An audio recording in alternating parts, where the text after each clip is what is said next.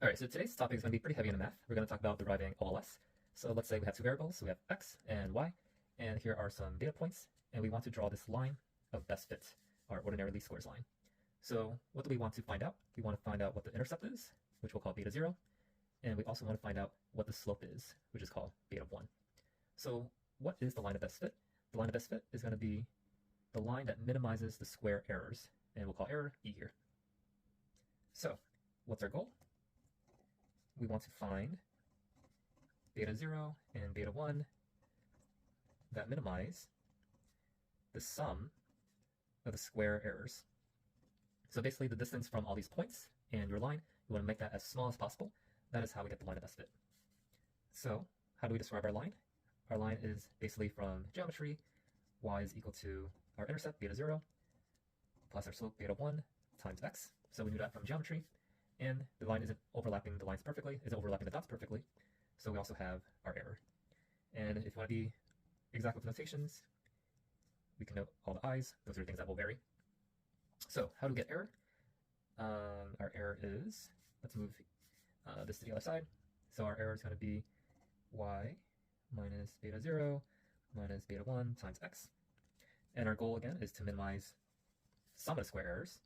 So we want to minimize the sum of squared errors, which is the sum of y minus beta 0 minus beta 1 x. That'll be all square. So how do we actually find the minimum? So remember from calculus, you find the minimum by taking the derivative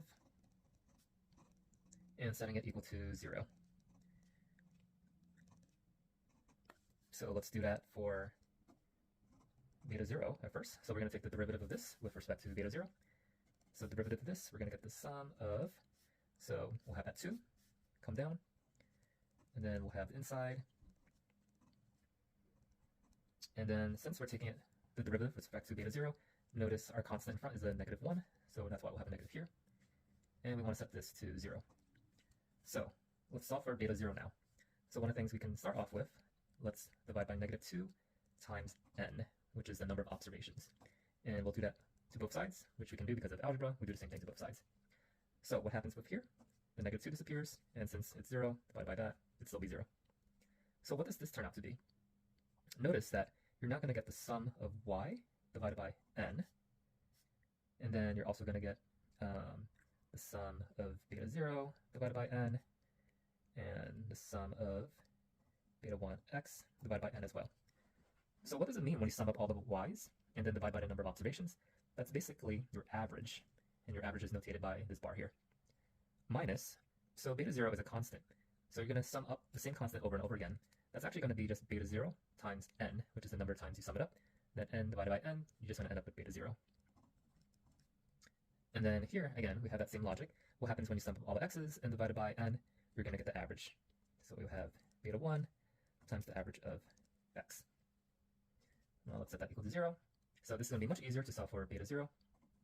So beta 0 is equal to the average of y minus beta 1 times the average of x. So this right here is the solution for beta 0. And if you want to be proper with notation, these are estimates, so you can put a little hat to represent the estimate. So that gets you beta 0. How do we get beta 1? Again, similar procedure. I'm going to take the derivative with respect to beta 1. So I'm going to take the derivative of this. So we're going to start off with that 2 in front, y minus beta 0 minus beta 1x. And we're taking the derivative with respect to beta 1. So on the inside, we're going to come out with a negative 1 times x. So negative times x, and that'll be set to 0. So let's do a similar trick. Let's divide by negative 2 on both sides using algebra. That'll disappear. And then we now have summation of, let's carry that out. So x, y. And what I'm going to do here, notice we have beta 0 here. And we already have beta 0 up here. So let's actually, how do I do this? So I'm going to multiply the x out. So let me multiply this one first. Beta 1x squared. So what do I want to do with the center part? The center part, I'm going to replace beta 0 with this estimate that I got earlier. So I'm going to carry out the x. That'll be x hat, and plus beta 1 x average of x times x. And then let that equal to 0. Hopefully that made sense. All I did was I have the x, multiply the x out, and for beta 0, I'm replacing it with what I estimated earlier. So now we have this equation which we set out to x.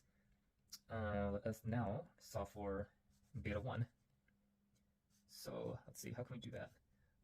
So I'm going to move this to the other side, and then I'm going to pull out beta 1. Let's see. Or let me do it the other way. All right, let me just write out what I'm thinking. I'm going to move these two terms to the other side. So we're going to get, and then factor out the beta 1. So you'll get there. And then we can solve for beta 1. So beta 1 is equal to summation of xy minus x average of x divided by, whoops, I forgot the summation. So summation of x squared minus average of x times x. So this is enough to answer your question, but you should also note that summation of x is equal to number of observations times the average of x. I mean, that's pretty much, hey, average of x is summation of x divided by n. Nothing too fancy, just a way to rearrange it. You can also say the same with y.